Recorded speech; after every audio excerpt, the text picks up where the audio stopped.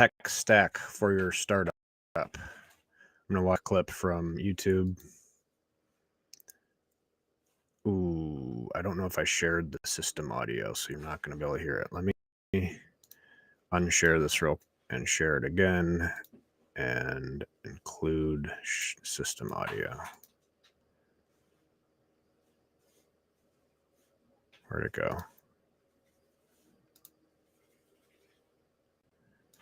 Come on. Where is it? Restream is lagging. Sorry, folks. All right.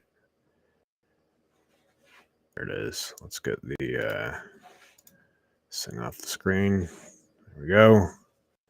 Hopefully, if you're learning to code, it means you probably have a billion-dollar startup idea in your head. But before you can execute that idea, you'll need to choose a tech stack. And you better choose wisely because it's a real pain in the ass if you decide to change it later. Every app is actually just a technology sandwich. And in today's video, I will teach you how to make a sandwich. We'll look at popular stacks like LAMP, Mean, Mern, Maven, Fluff, Refi, Fart, Fancy, and so on. Then we'll architect our own tech stack from scratch and all right, so that's a pretty good intro to the topic of a tech stack.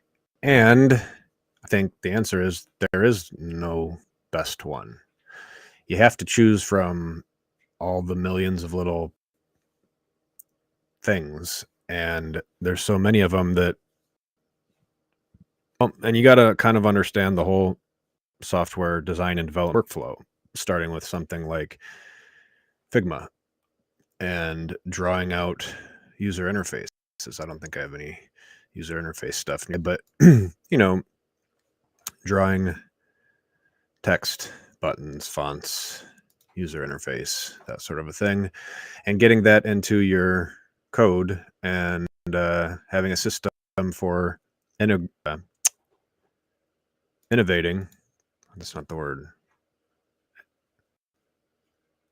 Continuous improvement. What's the word for starts with an I and it means improvement.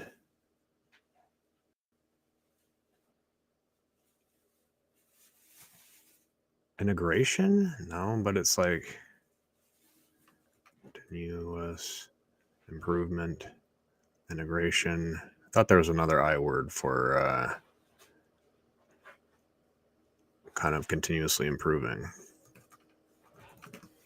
Well, I shouldn't. God damn it. Incremental improvement. But isn't there a word for like that incremental improvement? I feel like there's a better term for it. Anyway, you got to figure out which tools to use, and I believe finding the right tools is a matter of understanding the entire workflow, design and development. And well, one vision I've is if you could, let's make this a little bigger, create the best tech and create the best software. And so that's basically like, I feel like you could create a software, let's call it a web app agency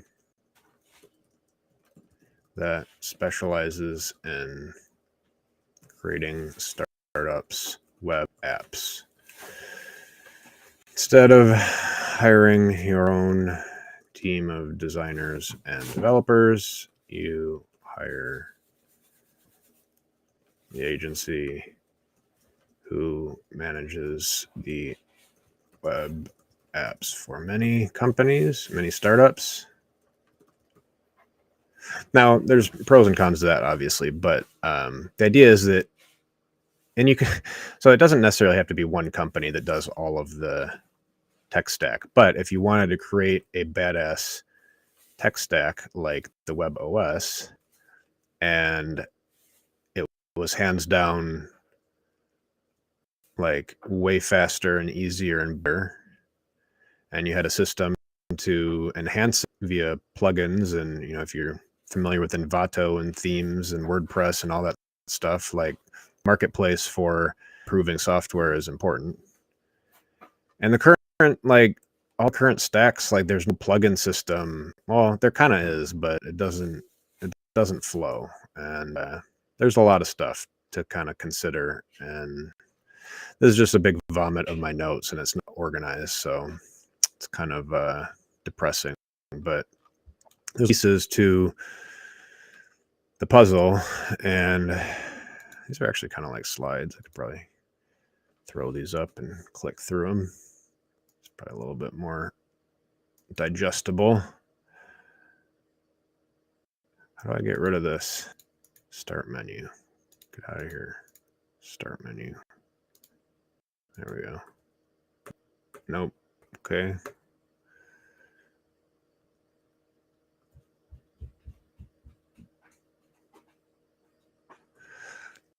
Yep.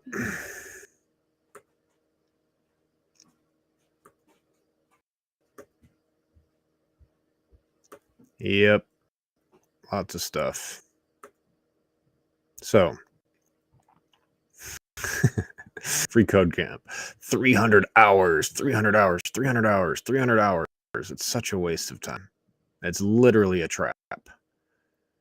Probably one of the biggest traps, tech and software. But from somebody who's gone through it and failed a bunch of times, I could probably help people figure out what to do and what not to do. But it's 13 viewers. Let's go on Twitter. Are there really? I don't think I can comment from Restream to Twitter. So I'm going to jump over to x.com and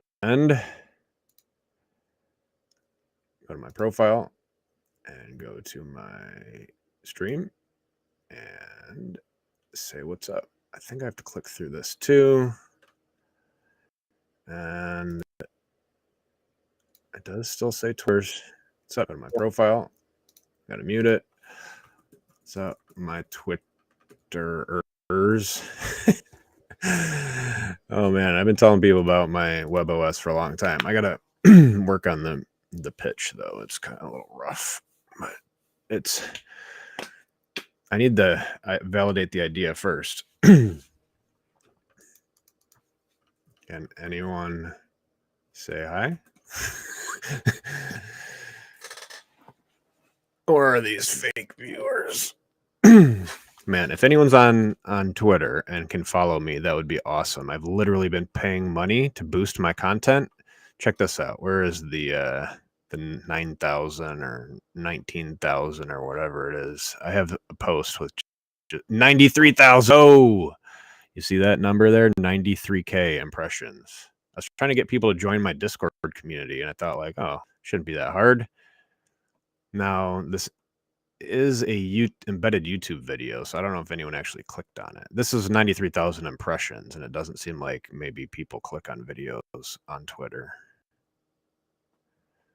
Well, I need a new tab, duplicate, for the stream so I can keep an eye on the chat. No, nope, nobody says hi. How many people? 12. Oh, it says 12 views. That doesn't mean 12 viewers. Is there a... I thought X had some sort of studio where you can keep an eye on your stream. The thing is that the view count and restream counts those 12 views as viewers. So it seems like they're not real viewers. What is this? Should be somewhere in here. No, just click it. Analytics. Viewers. Whoa. So it seems like live viewers 0. Maximum concurrent viewers 0. So, seems like people did stop in, but they didn't stay, which I guess is the name of the game. So 10-minute stream, just talking about a lot of things, and tech stacks. Yeah. So this, but if you're still here, the problem I'm having is I am not to do video editing. I mean, I just don't like it, and the whole process is too overwhelming and like time consuming to create well edited, meaningful content. You got to know exactly what you want to say. You got to know what it's going to look like. And being a sort of a graphic designer and trying to make things look good is a very tricky process. And it's like putting both there is just, it's like there's some fuzzy energy in between it that doesn't want to link up or something. And so I don't know, can't get my brain to do certain things sometimes, even though it seems like I can do design and I can do development, or I can write or whatever. The two things are, it's just when it comes time to put them together, my brain gets a little fuzzy. So,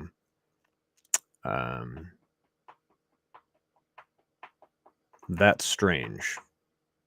And anyway, in terms of this content, the idea is to create well-titled little streaming bits and stream one specific topic, like, picking a tech stack.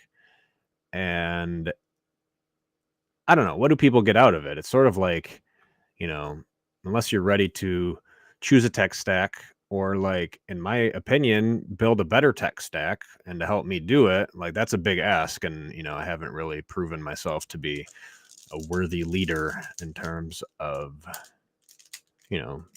expecting people to jump aboard. And that's been my problem for a long time. Now, I've tried a lot of things. I'd like to create a Discord community, and I have like 24 people in there or something. And I'm trying to get more people in there, and it doesn't work.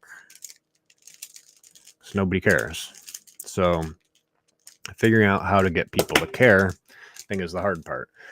These 13 views that it says I have on the stream is probably the most I've ever had, and that's kind of wild. And it's like, I've only been really streaming consistently for a few weeks, but streaming for a few weeks to nobody is kind of depressing. And thankfully there's been like one or two people on occasion who will jump in, like Jackson or my dad or something. But